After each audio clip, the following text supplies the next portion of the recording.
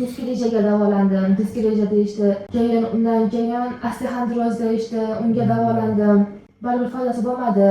Keyin shu yerga keldik. Qayerdan keldingiz bu? Andijon viloyatidan keldim.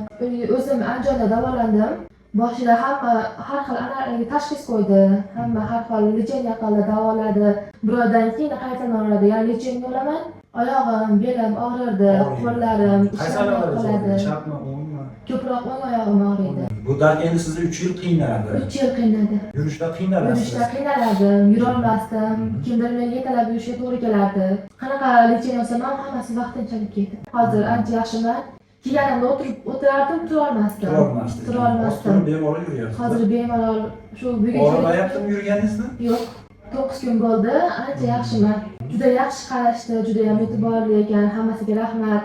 Bu nimadan boshlangan sizda o'sha boshida, misol uchun nima sabab bo'lib og'rigan o'shanda? Yiqilib tushganman. Yiqilib tushgan. Martaz paytida edi, 2022-yili boshlangan bu kasallik. Qattiq yiqilganman. O'shanda faqat belim og'rib yurardi. Oyog'im qo'shildi, og'rishi boshladi. Keyin yurolmay qoldim. Haligi kimnidir yordamisiz yurolmay qoldim. Qiynalardim. Zinaga chiqib tushish iloji yo'q edi. Kimdir ko'tarib olib tushardi, ko'tarib olib chiqardi. Hozir ikkala oyog'ingizdan birdaniga to'xtadimi? Hozir og'riq to'xtadi. Umuman og'riq yo'q, hammasi joyida, hammasi yaxshi.